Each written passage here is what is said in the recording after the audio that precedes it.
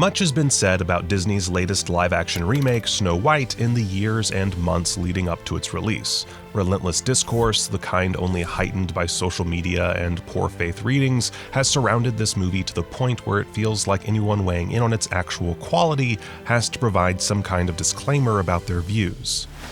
At the end of the day, though, the movie is not deserving of its preemptive scorn, yet still falls prey to the familiar live-action remake problems. It's fair to say that almost everyone knows the story of Snow White, the kind-hearted princess who eats a poisoned apple and falls into a cursed slumber.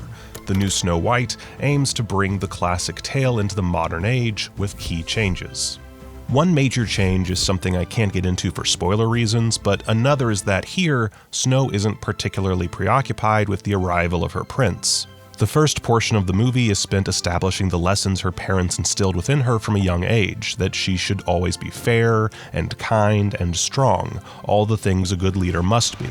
Even as Snow's life takes a sadder turn and her kingdom darkens under the Queen's watch, she still retains her sweet nature, which proves to be her greatest strength. Rachel Zegler continues to prove she's a star of the highest order, whether she's acting opposite CGI dwarves or belting out a heartfelt solo.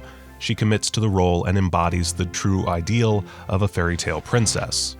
So much of Snow White's plot hinges on characters being willing to risk everything for her because of her compassion and good heart, and Zegler portrays it all so beautifully that we don't doubt for a second that others would fall under her spell so easily. It was during the middle portion of Snow White, as the titular princess explores the world outside her kingdom and meets new heroes, that I wondered if the movie had completely won me over. Mark Webb gives those middle scenes a sense of wonder, evoking classic Disney, and the new songs by Benj Pasek and Justin Paul are catchy and fun. However, as it continued, the cracks kept spreading. The CGI-created dwarves have earned plenty of scorn already, and I wish I could say they aren't really that bad on the big screen, but watching Zegler alongside digital characters takes us out of the magic, even if I was charmed by Dopey's wide-eyed innocence. Shedding her most well-known role as DC's Wonder Woman to portray one of the most iconic Disney villains of all time, Gal Gadot clearly relishes digging into the evil queen's nastiness. She's imposing enough, but she falls flat because she's underwritten, and Gadot can't quite push her into full camp status without the writing to back her up.